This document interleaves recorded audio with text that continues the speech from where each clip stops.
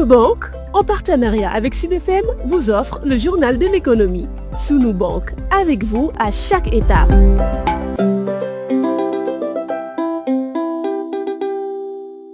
Bonjour, bonne et heureuse année 2026 à toutes et à tous. Le professeur agrégé en économie Thierno Thioune revient sur les péripéties de notre économie en 2025, entre la dette et les secteurs productifs en souffrance. Oui, Absa, faire le bilan de l'économie sénégalaise en 2025. Pour cela, il est justement pertinent de se poser une question centrale qui résume parfaitement l'année 2025. Comment une économie peut-elle afficher une croissance de 5,2% tout en enregistrant un taux de pauvreté de plus de 37%. C'est une apparente contradiction qui n'est pas seulement un paradoxe théorique, mais bien le reflet d'une réalité vécue par des millions de Sénégalais, parce que derrière les chiffres officiels de cette croissance se cache une économie en profonde mutation, traversée par des crises structurelles qui exigent une attention particulière. D'abord, on a enregistré une croissance qui est juste en trompe-l'œil. Si vous prenez la croissance de 5,2%, elle représente certes une amélioration par rapport aux 4,3% de 2023, mais cette progression cache trois réalités préoccupantes. Premièrement, l'inflation de 5,8% a totalement annulé les gains nominaux pour la majorité des ménages sénégalais, entraînant une baisse du pouvoir d'achat réel. Deuxièmement, cette croissance demeure insuffisante au regard de notre population qui croît de 2,7% par an, alors que la croissance par habitant n'est que à 2,5%. Troisièmement, cette performance repose essentiellement sur des secteurs peu créateurs d'emplois. Les télécommunications qui ont cru à 12% n'emploient que moins de 1% de la population active, alors que l'agriculture qui fait vivre plus de 60% des Sénégalais ne reçoit que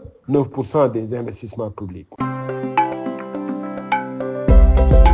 Deuxième élément, c'est une dette qui est devenue insoutenable et qui hypothèque un peu l'avenir du pays. La dette publique a franchi un seuil critique estimé avec les derniers rapports à plus de 132%. Ça veut dire quoi? L'économie sénégalaise pourrait être assimilée à un père de famille qui gagne 100 000 francs par mois et qui doit payer chaque mois 132 000 francs. Il peut le faire en 2, 3 ou 4 mois, mais sur des années, ça va devenir insoutenable pour lui. Et c'est une situation qui n'est pas simplement une statistique quelconque, elle signifie concrètement qu'aujourd'hui, on utilise plus de presque 45% de nos recettes fiscales pour le service de la dette.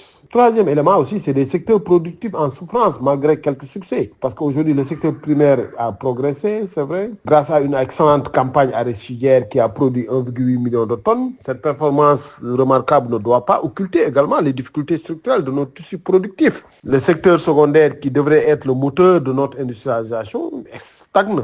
Le BTP, qui doit être le baromètre de l'investissement, a vu plusieurs dizaines de chantiers suspendus faute de paiement de l'État, laissant plus de 15 000 ouvriers au chômage technique et des entreprises au bord de la faillite. Et malheureusement, 3 séries de crises systémiques n'aidant pas, et cela a ébranlé la confiance économique. Dans le prochain numéro, Thierno Thioune, professeur agrégé en économie, va revenir sur la crise énergétique, le fort taux de chômage des jeunes et faire des recommandations pour sortir notre économie de l'ornière. Le journal de l'économie, c'est fini. Merci de votre fidélité.